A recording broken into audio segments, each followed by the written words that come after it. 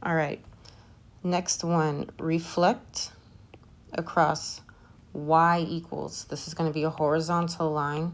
So I go down to -5 and I draw a horizontal line. So it's going through the shape, so that means this shape is going to overlap. So these get a little confusing.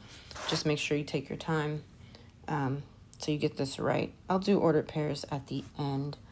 But if I'm going over a horizontal line, my y's should be changing because this is an up-down type of reflection, right? It's going over this line, so y's are changing.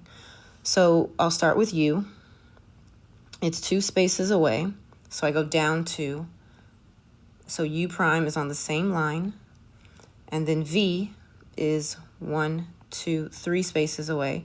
So 1, 2, 3. So it's a lot of overlapping. V prime is there, and then t is 1 space away. T prime is here. So when I connect it, it looks like this. It flipped over, but a lot of it is overlapping. Let's make sure you got these ordered pairs done correctly. So t starts at -6, -4.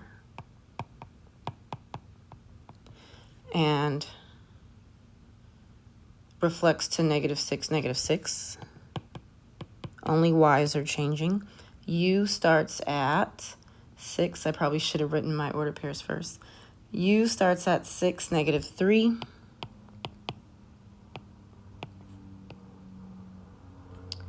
And ends up at 6, -7.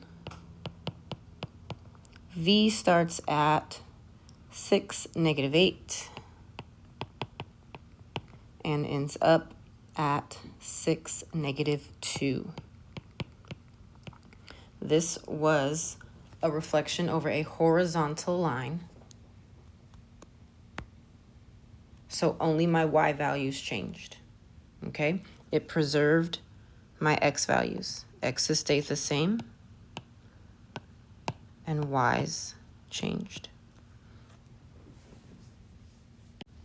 That's it. You're ready for your exit ticket. Read the questions carefully. Use your notes. Take your time. And yeah, you're ready for your exit ticket.